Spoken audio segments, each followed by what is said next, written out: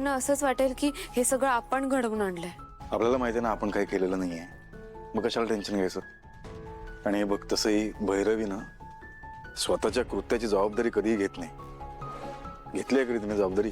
म्हणूनच म्हणते, आपण काहीच केलं नाहीये तरी ह्या गोष्टीची शिक्षा आपल्याला भोगावी लागणार आहे. काळजी नको करू. आणि बबलूला सांगितलंय मी चौकशी करायला. तर बायका कोण होत्या, का त्याने असं केलं, तू सांगेलच आपल्याला. तुम्हाला असं नाही वाटत का? म्हणजे तुम्हीच विचार करा, जेव्हा माई आपल्या घरात आल्या त्यांच्या मागोमाग त्या बायका सुद्धा आल्या. काय सांगावं, त्या बायकांना माईंनीच यायला सांगितलं असेल. नाही ग, असं नाही करणार ते. म्हणजे ती बायकांना बोलवू शकते, पण स्वतःच्याच तोंडाला का काळा फासेल. म्हणजे स्वतःचा अपमान केल्यासारखं आहे ना ते. आणि ती स्वतःचा अपमान नाही करून घेणार. त्यांना आपल्या विरुद्ध उभं राहायला निमित्त मिळालं असतं म्हणून त्यांनी असं केलं असेल. हे त्यांना चांगलंच ओळखते. हे बघ, आमच्यापेक्षा जास्त चांगलं तूच ओळखतेस तिला. म्हणजे ज्या परिस्थितीत त्यांचं लग्न झालं ना, जवळजवळ हे नातं त्याच्यावर लादलं गेलं, पण तरी तो डगमगला नाही. त्याने वेळ जाऊ दिला आणि हळूहळू का होईना त्याने सावलीला मनापासून स्वीकारलं. हो, माझा सारंगदादा आहेच तसा समजूतदार. इवन आत्ता जे काही घडलं ह्या सगळ्या प्रकारात सुद्धा सारंग किती खंबीरपणे उभा राहिला सावलीच्या पाठीशी. रादर सावलीचा आवाज मिळवून देण्यात त्याचा पुढाकार होता. हो, सारंगदादा ना कुठल्याही गोष्टी आधी थोडा वेळ घेतो, पण एकदा का त्याचा कोणावर विश्वास बसला की तो शेवटपर्यंत असतो. मग तो कायम त्याच्या पाठीशी उभा राहतो, तेही खंबीरपणे.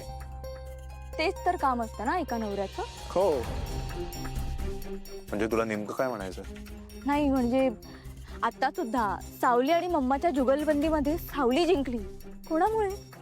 फक्त आणि फक्त सारंगमुळे. आणि ती नुसतं जिंकली नाही, तिचा आवाज सुद्धा वाचला. हो हो, अग्रीड. दादा खूप करतो सावली वहिनीसाठी. तिचं शिक्षण नसताना सारंग तिला ऑफिसमध्ये घेऊन जातो, तिथली कामं समजावतो आणि बिझनेस कसा करायचा हे सुद्धा दाखवतो. आणि सावली वहिनी सुद्धा हे सगळं मनापासून करते. सारंग प्रत्येक गोष्टीत सावलीची बाजू घेतो. तिला जर तिच्या घरच्यांना भेटायची इच्छा असेल किंवा तिच्या घरच्यांना इकडे यायची इच्छा असेल सणानिमित्त वगैरे, तर मॉमचा कितीही विरोध असला तरी सारंग ऐकत नाही. तो फक्त आणि फक्त सावलीला सपोर्ट करतो. सारंगदादा आहेच तसा कौतुकास पात्र. सोहम, नंदी बैलासारखा नुसता माझ्या होला हो नको करूस. नंदी बैल कुठून आला आता मध्ये? मलाही वाटतं की तू लवकरात लवकर आपल्या घरी परत यावंस, आणि त्यासाठी मी मॉमशीही बोललोय.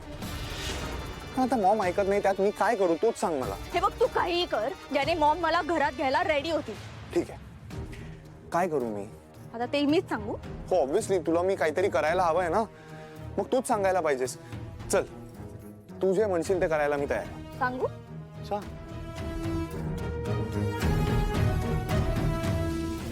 घर सोडून ये. काय? म्हणजे घरच्यांना कळेल की तू माझ्या पाठीशी ठामपणे उभा आहेस ते. अरे काय बोलतेस तू? डायरेक्ट मला घर सोडायला सांगतेस? तुला कळतंय का तू काय बोलतेस ते? अगं ह्याने मॉम आणखीन चिडेल. आणि मगाशी बाबा काय म्हणाले ते तू ऐकलंस ना? मी काही म्हणाले असतील, पण मला असं वाटतं की तू ते घर सोडून इथे यायला हवं. आणि त्याने काय होणार आहे? त्याने काय होईल माहितीये का? मॉमवर प्रेशर येईल. आणि सोहम, तुला आता माझ्यासाठी स्टँड घ्यावा लागेल, नाहीतर यापुढे मला भेटायला यायची गरजही नाही. सो यापुढे येशील तर ते घर सोडून. आई थांब ना, आत्ताच आलाय तो, थांब जरा. अरे हो, पण तिथे अरे मी येणार होतो एअरपोर्टला.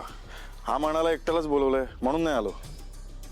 नाही, तू बिझी असशील म्हणून मी नाही बोलवलं. भाऊजी, प्रवास कसा झाला? तिथे काय झालं? ऐश्वर्याच्या घरचे काय बोलले?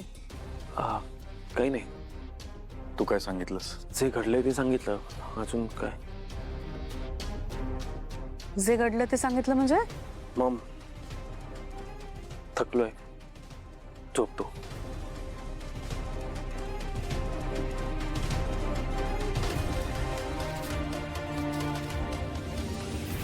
हे वागणं विचित्र नाही आहे का? म्हणजे नीट काहीतरी सांगायला हवं ना. आपण किती वाट बघत होते त्याची. तिथे ऐश्वर्या काहीतरी बोलली असेल, तिचे आई वडील काहीतरी बोलले असतील, काहीतरी घडलं असेल ना. हा काहीच सांगत नाही पट्ट्या. आई प्रवास करून आलाय तो, जेटलॅग असेल, बोलेल आपल्याशी. ठीक आहे, मी आजचा दिवस थांबते, पण उद्या मी त्याच्याशी बोलणार.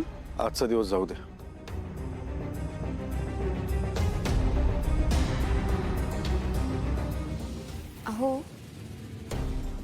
मला नील भाऊजींची अवस्था काही बरी वाटत नाहीये. आजचा दिवस जाऊ दे. कसला विचार करतेस? मी आता घरीच असते, मी घर सांभाळू शकते. बबलू दादा पण घरीच आहेत, सगळे घरीच आहेत. मी ऑफिसला यायला हवंय. तुमच्यावर कामाचं प्रेशर येत असेल. तुला वेगळं काहीतरी सांगायचंय का? नाही, तुम्हाला असं का वाटलं? नाही, हल्ली तुला काहीतरी वेगळं सांगायचं असतं आणि तू बोलतेस वेगळं. काय चाललंय मनात? नील भाऊजींबद्दल विचार करते मी. नीलचं काय? नील भाऊजींचा संसार मोडलाय, त्याचाच विचार करते. तो संसार आत्ता मोडलेला नाही, तो संसार कधीच मोडला होता. आता फक्त शिक्कामोर्तब झालाय बस. पण तरी सुद्धा का कोणास ठाऊक मला असं वाटतं की आपण त्यांच्याशी बोललं पाहिजे. सावली, त्याच्या संसाराबद्दल त्याने बोललं पाहिजे ना. आपण बोलून काय उपयोग आहे? आणि जर खरंच त्याला काही सांगायचं असेल तर तो येऊन सांगेल आपल्याला. आपण नको जायला. नाही सारंग सर, तसं नाही.